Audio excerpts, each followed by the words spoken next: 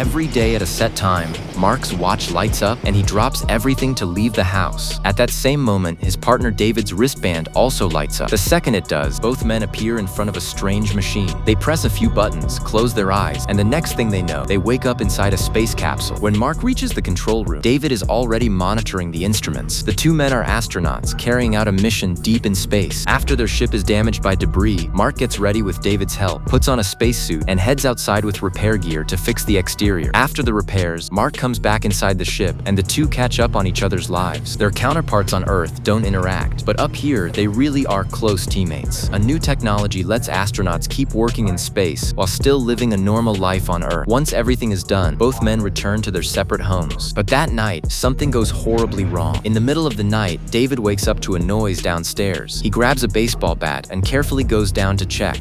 To his shock, several strangely dressed men and women are suddenly inside the house. They look crazed and speak in words he can't understand.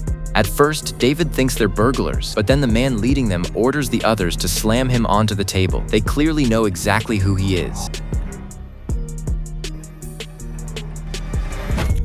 David is knocked unconscious. When he wakes up, he's back in the space capsule, so he immediately starts the process and sends himself back to Earth. But when he wakes up again, he's tied to the couch, while his wife is on her knees in front of the intruders, begging them to spare their innocent child. The reason David can move back and forth between space and Earth is that the one on Earth is actually a replica. Through consciousness transfer, he can travel between the station and home. But these attackers are extremists who hate replicas. They believe replicas are creations of the devil, and that a wife who treats one like family is evil too. Even though David's wife and child are real humans, the extremists believe anyone who defies nature must be punished. In their eyes, that means they don't deserve to keep living on Earth. Before dawn, Mark gets a phone call at home and learns about the tragedy that hit David's family. He quickly returns to the capsule. David, who witnessed the whole massacre, is completely shattered. He screams at Mark to leave, and Mark can only give him space to calm down. Later, Mark explains everything to his wife Lana. After killing David's family, the attackers also destroyed his mechanical replica. It's obvious this was an organized attack targeting replicas. Still, Mark and his family have moved out to a remote rural area,